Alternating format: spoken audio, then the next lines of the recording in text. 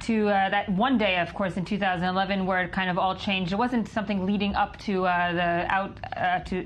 Britain leaving. It really happened from one instance.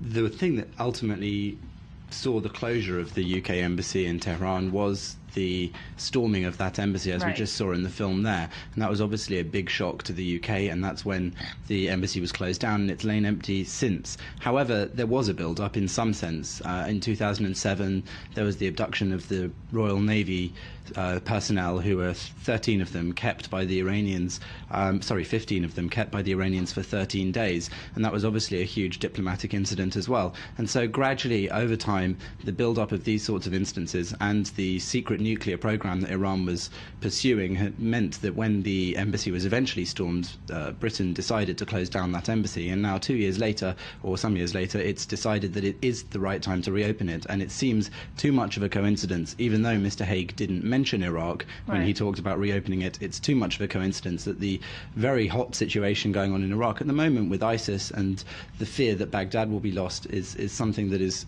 influencing that decision right now to reopen the embassy as soon as possible. The rhetoric that we have been hearing from the UK Foreign Office is about the bilateral relations, and that's what they're trying to. They're not looking at the Iranian nuclear crisis, not by name, and of course definitely not speaking about Iraq. What is so important about this bilateral relationship between Tehran and London that Hague wants to push up and improve?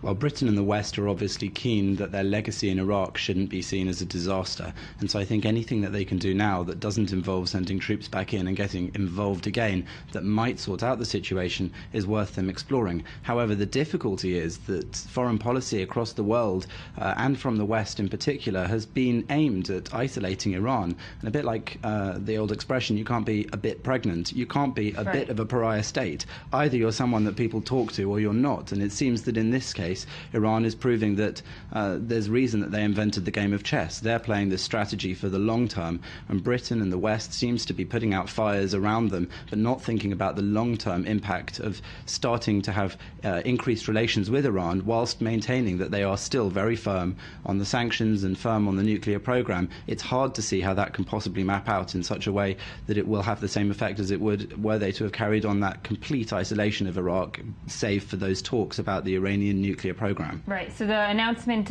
would you say, has nothing really much to do with the P5+1 deal? Can we make a connection between the two, that the P5+1 deal is on the brink of being signed, and hence Britain wants to be there first? Well, there are no pointers towards that, and I think that while Britain is hurrying to get there, among the first and Western countries to be seen to be cozying up with Iran in some sense in opening this embassy. And by the way, opening an embassy doesn't mean a complete thawing of relations. You know, Britain has embassies in many countries which it disagrees with and which it has quite some frozen relations with. But no, I don't think there's any indication of that, and I don't think that Britain or the West could wait till July for the outcome of those negotiations, though most indicators are that what will happen at the outcome of those initial round of talks is an extension of the talks and no actual firm agreement. So what is the actual the pressure? I mean, if you look at ISIS in Iraq, that's something relatively new. Is it feasible that the Foreign Office in the UK made this decision in such a hurried, last 2 weeks? I think there's been some movement to reopen the embassy in Tehran for some time, and it is something which obviously there hasn't been a lot of opposition to since Mr. Hague mentioned this within the House of Commons. So I think that this gave them that opportunity, and yes, I do think it was important for them because, as I said, the issue of the legacy of the UK and the Western forces in Iraq is one that calls for them to try to do something which allows them to resolve the situation in Iraq, which is now terrifying for the West, the UK included. Terrifying, of course, also for Israel, which was pretty satisfied with the West's kind of sanctions on Iran, was not satisfied with the P5+1, meaning how is Israel now going to look at this reopening?